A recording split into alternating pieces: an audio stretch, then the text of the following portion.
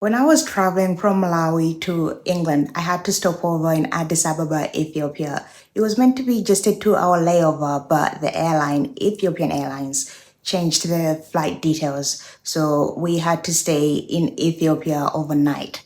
They paid for the hotels, the taxis. So I was really excited to see a bit of the city because we actually had to leave the airport and go to the city.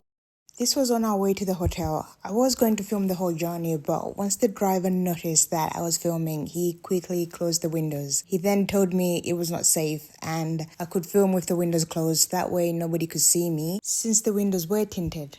He wasn't fluent in English, but I quickly got the message. This did set a tone for the rest of the journey. I didn't feel comfortable filming. It also didn't help that I didn't do any research on Ethiopia and its public filming policies. And I didn't want to get in trouble. I was only meant to be in Addis Ababa for a night.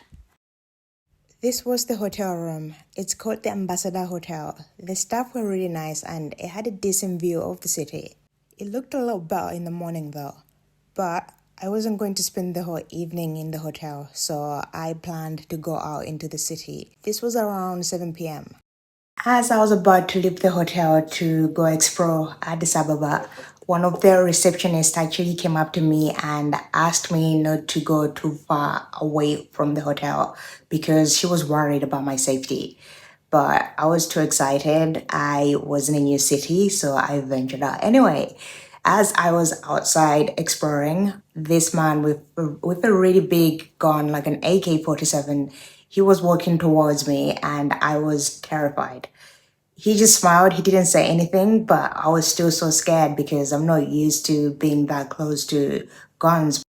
Overall, everyone I met was really friendly. It's a shame most of the places were closed at this time. The next morning, just before my flight, I had a bit of free time to go around the city. But again, I wasn't sure on what to film and what not. Although I was warned to be careful, the locals were so friendly. A few people came to talk to me because I was wearing this traditional Ethiopian dress. Others would smile and start pointing out the letters because it's the Ethiopian alphabet. Now, about the city of Addis Ababa, it has a lot of construction sites, which means the city is growing. Addis Ababa is also a lot more modern looking than I expected. I thought it would have a lot of old buildings because of the rich history that Ethiopia has.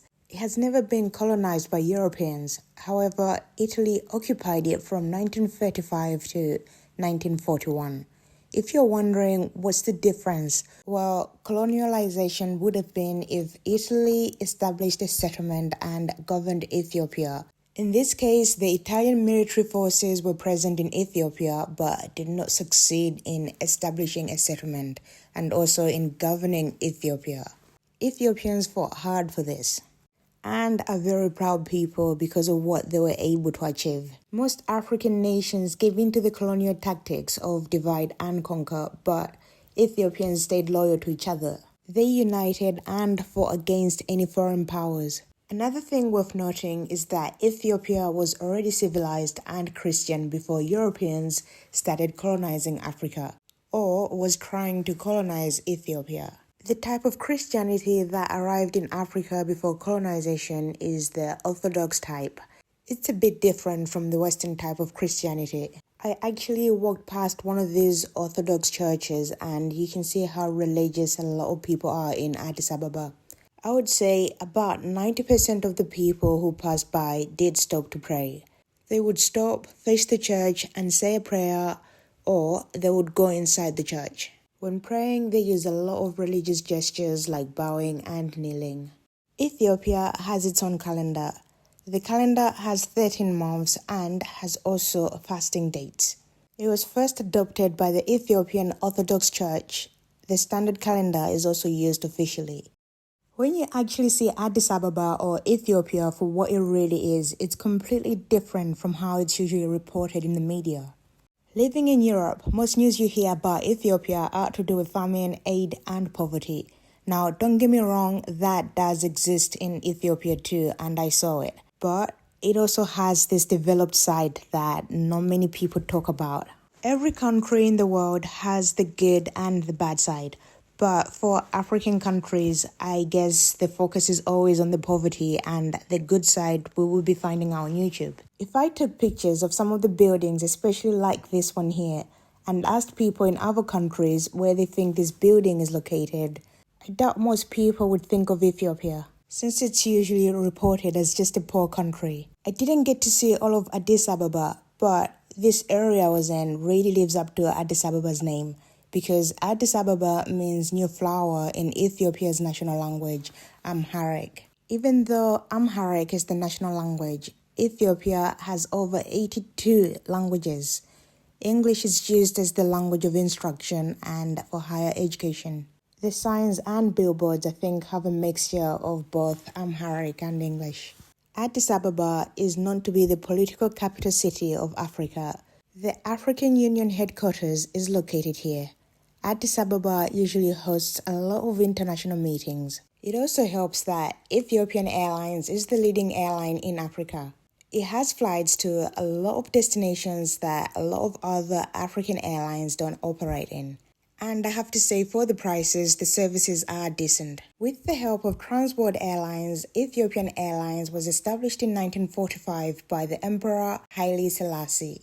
He's also the emperor who led the resistance against colonialism in Ethiopia. We cannot talk about Ethiopia without Haile Selassie because he's a very important historical figure who influenced politics, religious beliefs, and more. And he deserves his own full video.